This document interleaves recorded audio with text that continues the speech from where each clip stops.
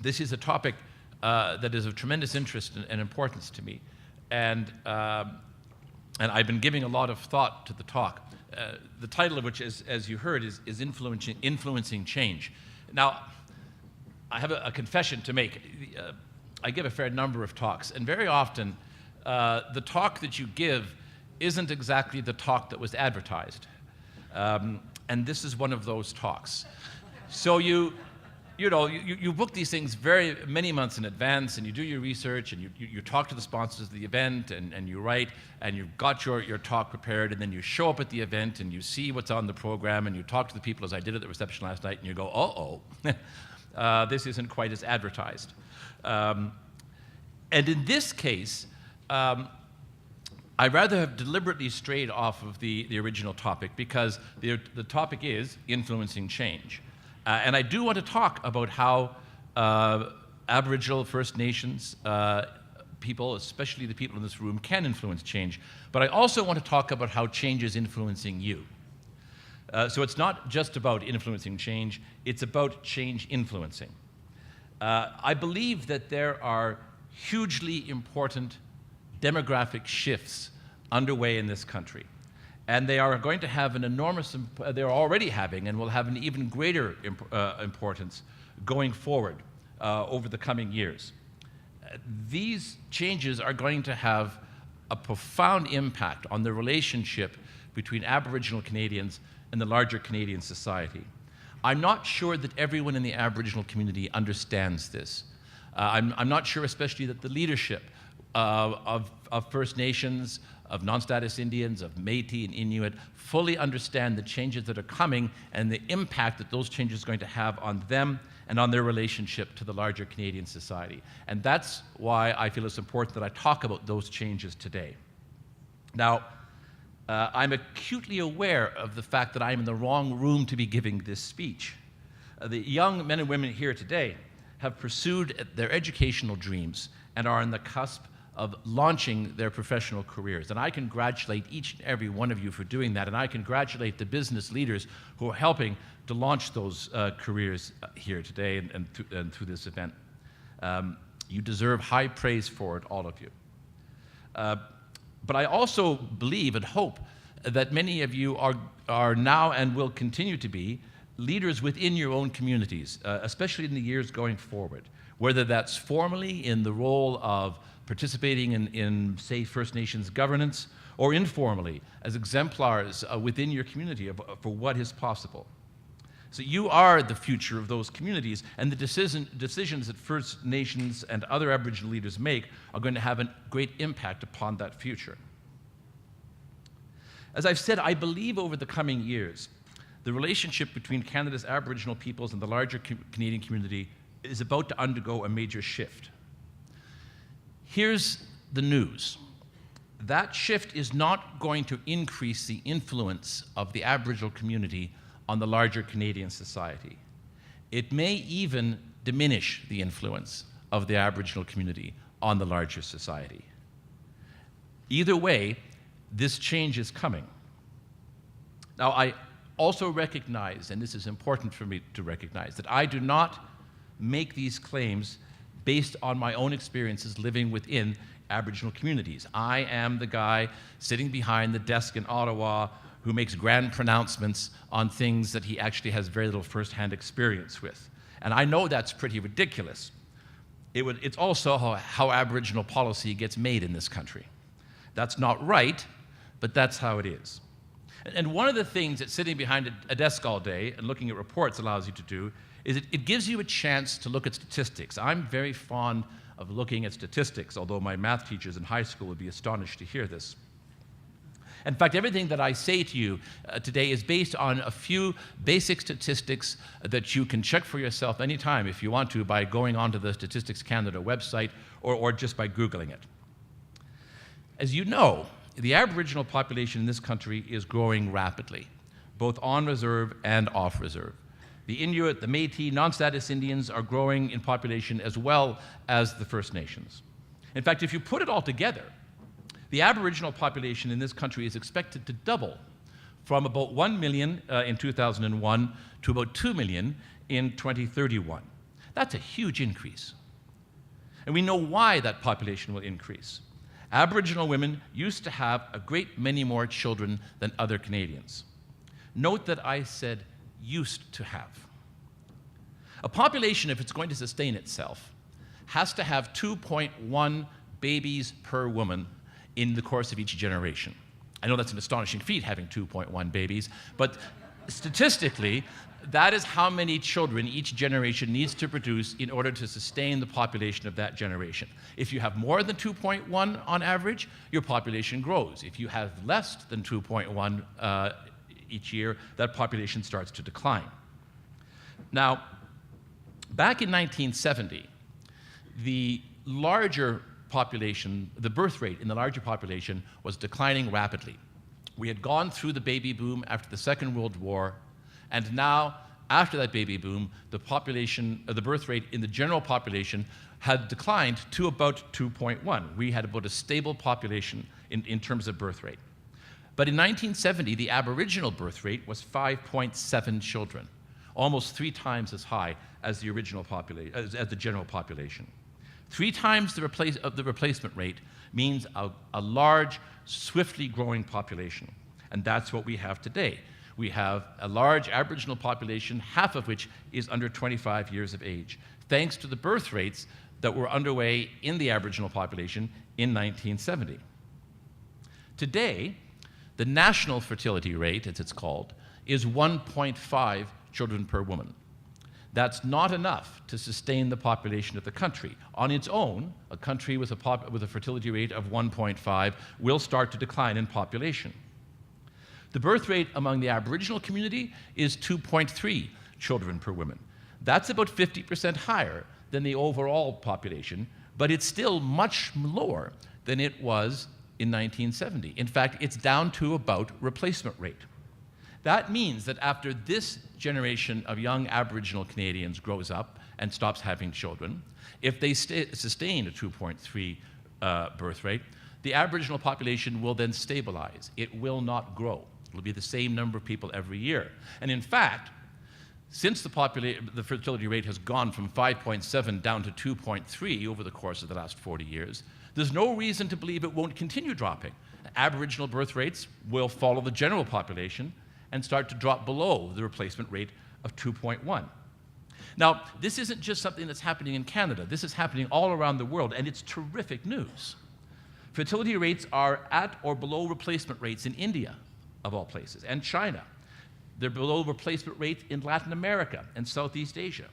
As women gain more control over their bodies, as they get better educated and obtain more rights, one of the first things they start to do is have fewer babies. As families move from rural environments into cities, they also stop having as many children. They don't need them to work the farms. And for the first time in human history, more people now live in cities around the world than live in the countryside. In fact, the only place on Earth today where the fertility rate is above the replacement rate is in sub-Saharan Africa and in the Islamic Middle East. And even there, the latest data shows that there is a substantial decline in fertility rates in these last 2 places. So we talk a lot about overpopulation, global overpopulation, and it is a problem. But there's another thing coming at us. If current trends continue, and they've been carrying on the same way for decades, by 2040, the global population is going to start to decline. For the first time in history, probably since the Black Plague at least, the overall population on the planet will start to go down. That will have tremendous opportunities, especially to improve the quality of the environment. It'll also have tremendous challenges, but it's going to happen. So if the Canadian fertility rate is below the replacement rate, and has been for some time, does that mean the Canadian population is about to decline? It is already declining in some parts of the world. In Japan, there are fewer people in Japan every year. There are countries in Europe where the population is already starting to go down. But it's not going to happen in Canada. Our population in 2031 will be slightly higher than it is right now. Why is that? Well, you know the answer. Immigration. There is no country on earth as dedicated to the policies of immigration as this country is. We bring in more people per capita than any other developed nation on earth, 250,000 people every year. That's the population of Toronto every decade. Every decade we are bringing in Toronto. We're bringing in, for example, twice as many people on a per capita basis as the United States. So let's put these numbers together. In 2001, the total Aboriginal population of Canada represented about 3% of the population. But the Aboriginal population is growing and the general population is not. So today, it's believed that the Aboriginal population is somewhere around 4%. It's gone up from 3 to 4%. And by 2031, it will be somewhere between 4% and 5%. It will top out around 2031 at 5% of the overall population, and it will then stabilize. And in fact, at that point, in terms of the overall population, it might start to go down. The overall population, though, in 2031 will be very, very different from the population today. Because these 250,000 people that we were bringing in every year, this city of Toronto that we are importing every decade, or if you want to put it another way, the entire Aboriginal population of the country that is being brought in every 4 years are almost all from developing countries. They're almost all, in fact, from Asia. Some from the Caribbean, very few from Latin America, some from the Middle East and Africa, but almost all from Asian and Pacific nations. And in fact, 3 countries, China and India and the Philippines, account for 35% of all the immigrants that we are bringing in right now. And that, again, is a trend that's going to continue. So by 2031, it is believed that about a third of the entire Canadian population will be what Statistics Canada calls visible minority. That is to say, not Caucasian and not Aboriginal. In the cities, the skew is going to be even higher. By 2031, in Toronto, the Greater Toronto Area, 63% of the entire population will not have been born in Canada. Think of that. Almost 2/3 of the population of the GTA will not have been born in Canada. The Aboriginal population of the GTA will be 0.5% at that point. In Vancouver, the foreign-born population will be 59%, and the Aboriginal population will be at around 3%. So now we have to leave the realm of statistics. We have to look at this world that will exist, this Canada that will exist in 2031. This Canada that is still bringing in 250,000 people every year, almost all of them visible minorities, almost all of them from Asia, most of them living in the large cities, becoming, in fact, the majority population within the large cities. At this point, we leave the realm of statistics and we start to enter the realm of speculation. This, then, is my personal speculation on the impact that this is going to have. I believe it's informed speculation, but you can decide that for yourself.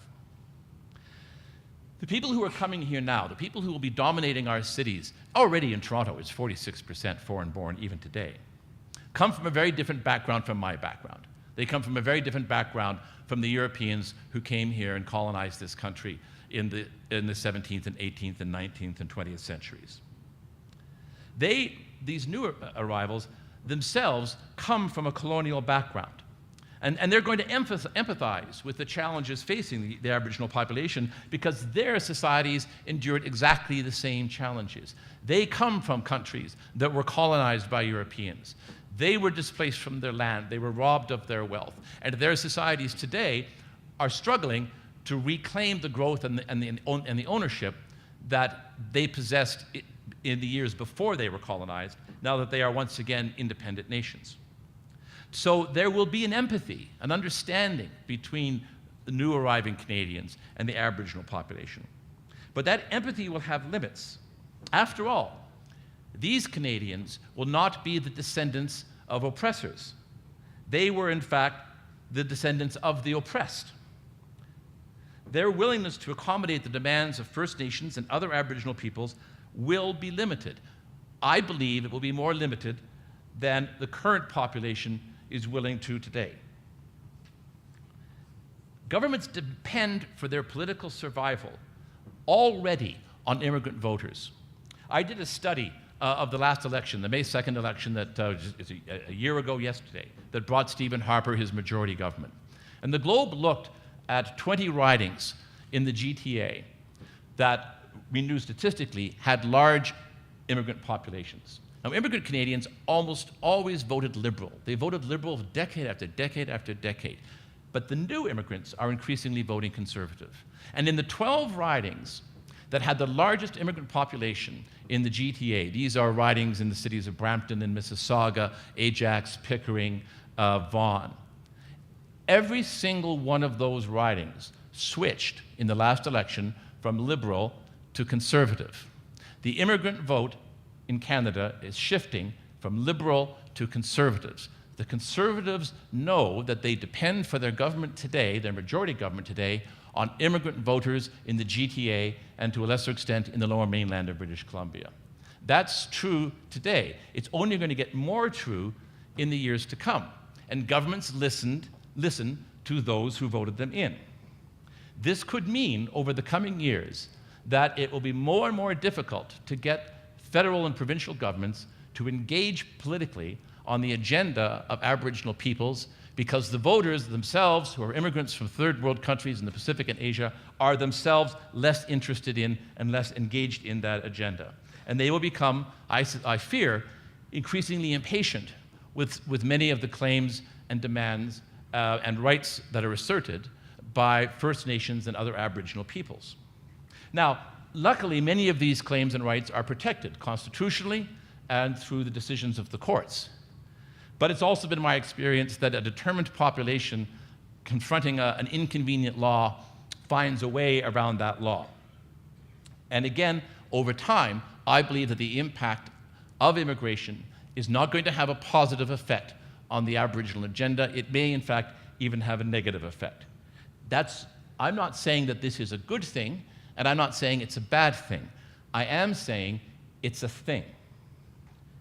Now, I raise this because I believe the demographic changes that are coming to this country, that are already underway, lend an urgency to the issue of reforming the situation within the Aboriginal community, particularly the situation of First Nations on reserves. Now, I know as well, because I have in fact visited many of them, that the experiences on reserves differ greatly from region to region, and they can differ greatly even from one reserve to another reserve nearby.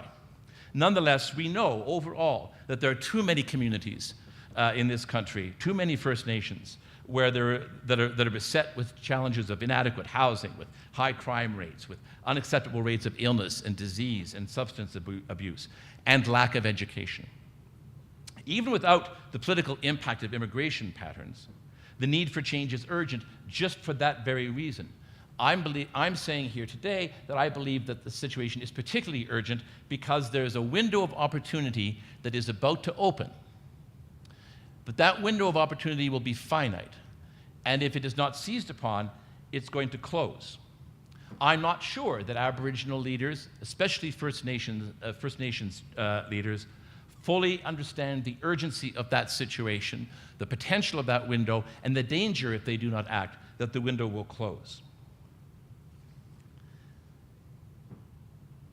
It is not well known, and in fact, it's not even official. But I can tell you, based on what me and my business call informed sources, that the Harper government has decided to bring down a First Nations Education Act. It's probably going to come down in the fall. It is going to offer powerful new opportunities to improve the quality of education on reserves. Now, this may surprise you because, like you, I have never thought of the Harper government as one that is tremendously dedicated to the issue of making First Nations, the improvement of the lives of the First Nations, top of the agenda. After all, it was the Harper government that torpedoed the Kelowna Accord that Paul Martin's Liberals signed. In fact, the last thing Paul Martin did as Prime Minister was sign the Kelowna Accord and then call an election, and of course he was promptly defeated. And the first thing the Conservatives did was torpedo the Accord, probably just because it was written by Paul Martin. But there was still a tremendous opportunity lost. I was a huge supporter of the Kelowna Accord because I believe whatever you thought of the individual recommendations and agreements within it, we were dedicating $5 billion to improving the quality of life, especially the quality of life on reserve, through education, through healthcare, through housing. And that was a $5 billion opportunity that was lost.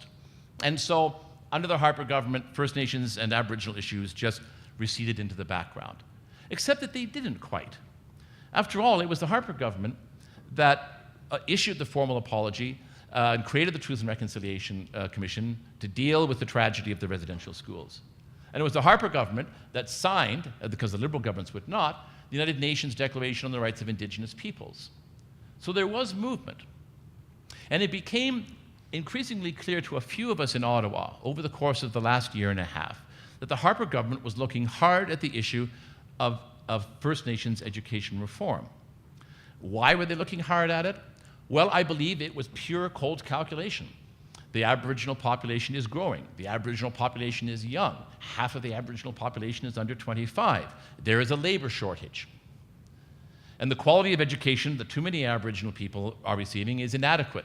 As a result, we're bringing people in to fill jobs that are going begging in Canada, even as we have high levels of unemployment among Aboriginal Canadians.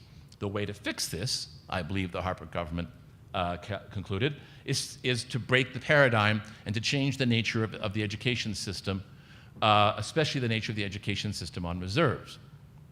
There is a parallel that a lot of people draw when talking about First Nations education on reserve. It resembles, they say, a 19th century township. Let's say a 19th century township here in Alberta.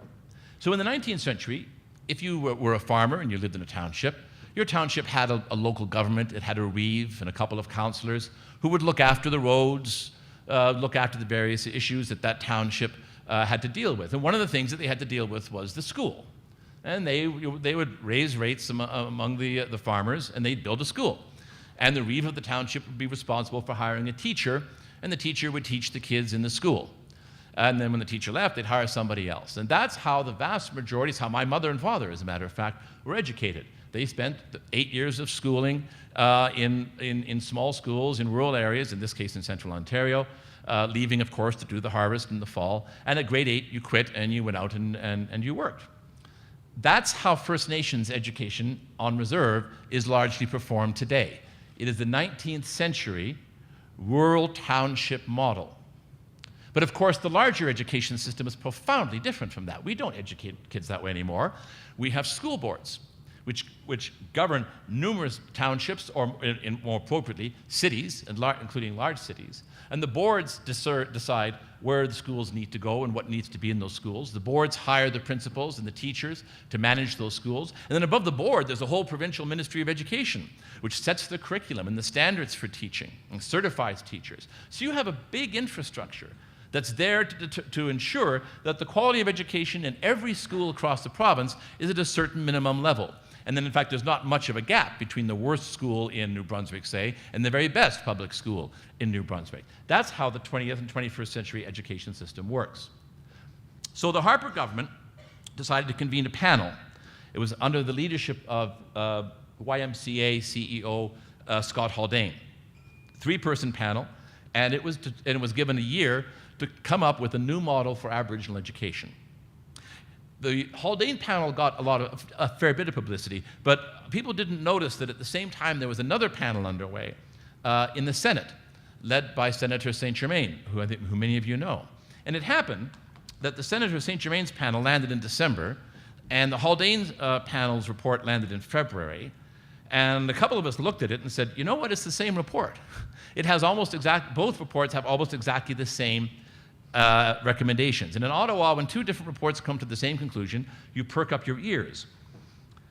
The reports basically recommended the creation of First Nations school boards. In other words, they wanted to bring to on-reserve schools the same kind of superstructure that exists for the larger schools today. And their precedent for that exists partly in Nova Scotia, where the Mi'kmaq have created a provincial school board. The school board is native-run. It is funded from Ottawa with some provincial assistance. The school board sets the curriculum. The school board decides what schools go where and how much money goes to each school. The school board hires the principals and the teachers. And it sets a curriculum that is administered across all of the schools in the province. The curriculum meets the provincial standards, which is why the provincial government, Nova Scotia government, is involved in this program. But it also has a very heavily native-centric curriculum, including native language training.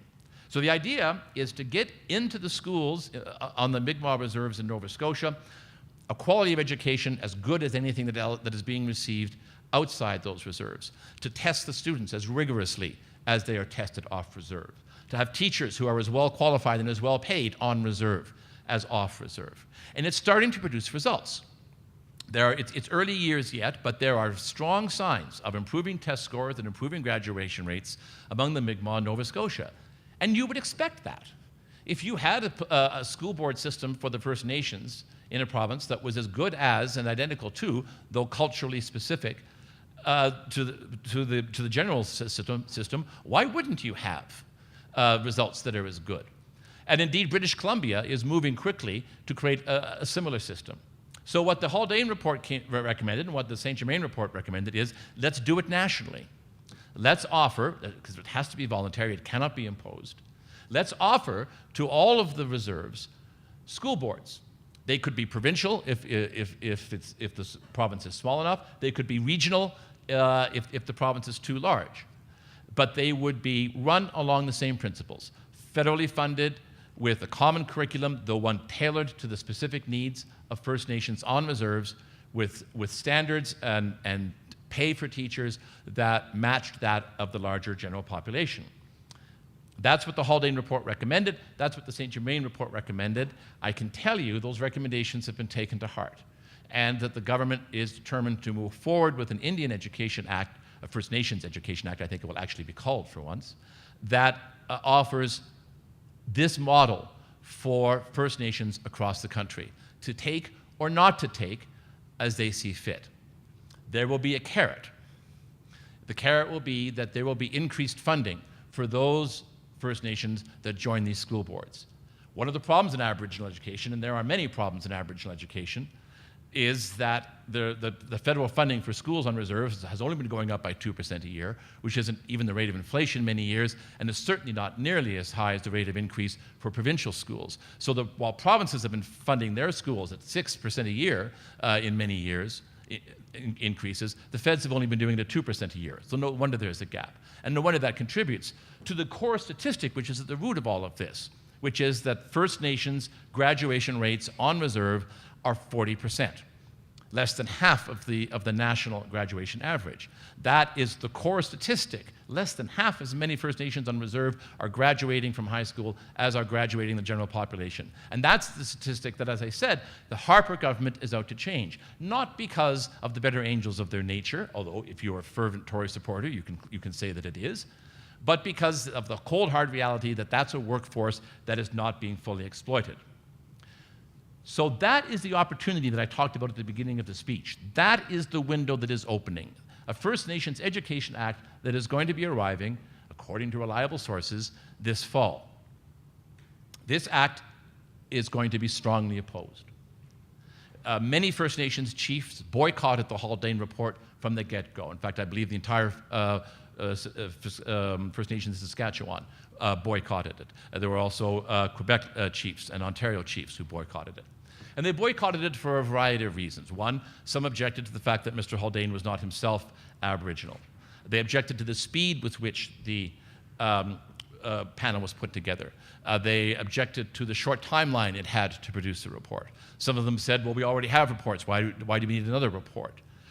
Some of them objected to the fact that this report was co-sponsored by the Assembly of First Nations. In fact, this was the first time that the Assembly of First Nations and the federal government had jointly co-authored and co-sponsored a panel on education. And within the political community, because I'm a political reporter, there is a resistance to Sean Atleo, the national chief, and a belief that anything that Sean Atleo supported, they should oppose, was also behind some of the resistance to this report. Because guess what? There is politics even within the First Nations community. So as there was resistance to the Haldane report in the first place, I am expecting that there is going to be great resistance to the act itself. Because, well, I would say there are two reasons. One is historical and one is current and political. The historical objection is well-grounded. The residential schools and the other abuses that were perpetrated upon First Nations over the years have left many First Nations leaders, and even many First Nations mothers and fathers, suspicious of educational initiatives coming from Ottawa. They have good reason to be suspicious of educational initiatives coming from Ottawa. A lot of those initiatives have been very, very bad. And they're right to worry that it is yet another attempt to assimilate First Nations into the larger society. And I understand that objection, though I believe that objection can be answered on the grounds that these new school boards will themselves be fully operated and governed by First Nations. But the other reason why there will be objections is that those First Nations that join these school boards will lose control over education on their own reserves. So if money is coming for education to a particular reserve, which dispenses those funds as it sees fit, that money will no longer be coming. And so for many First Nations leaders, this will result, they fear, in a loss of sovereignty over their reserves, ceding of sovereignty to some bureaucracy in some provincial capital somewhere, and they fought too long and too hard to obtain that sovereignty to surrender it now. I think that is an understandable objection, but I think it's an unfortunate one. I believe that we all, in this, of all rooms across the country, there is an understanding of how important it is that we break the paradigm on First Nation education, that we get graduation rates up, that we get school attendance on reserve to match that of the provincial levels, that we get the standardized testing in place to ensure that First Nation students are getting as good an education as anyone else in the population. I am not a supporter of the government. I'm a reporter. It is not for me to oppose or support any of the actions that any government takes. It's my job to analyze, well, first of all, to find out what's going on and to tell you about it, as I have today, and then to analyze the impact. I believe that, and this is again only my opinion, the situation is grave enough on reserves now. There has been no improvement in the First Nations graduation rates in the last 25 years. After all the studies, all the money, such as it is, that has been spent, not one single ounce of improvement in graduation rates on reserve. That surely has to change. We surely have to find a way to break that paradigm. And here is how the federal government is offering to break it. Now, the choice is entirely yours. Of course, none of us have seen this act yet. And when it arrives, we're going to have to look at it, and we're going to have to examine the provisions that are in it. And each of you is going to have to decide whether you can support that act or not support it, and whether there are ways that the act can be changed, because acts just don't arrive and get passed. Acts arrive and then they spend months going through amendments and revisions and committees and panels and discussions. And this act, above all, is an act that will take a very long time to get passed. So it will be your decision as to whether you want to support the act, whether you want to influence the act. And if the act gets passed, as young leaders of the Aboriginal community and First Nations, and as business leaders who are actively engaged in hiring the graduates of this education system, it will be for you to decide whether to support the act. I think you need to get out there and you need to talk to your parents, you need to talk to your friends, you need to talk to the chiefs on reserve and find out where they are on this act, whether they oppose it or support it, and if they oppose it, why they oppose it, and what they're offering in its stead. I believe if you're not a First Nation on reserve, you also need to watch this act very, very carefully.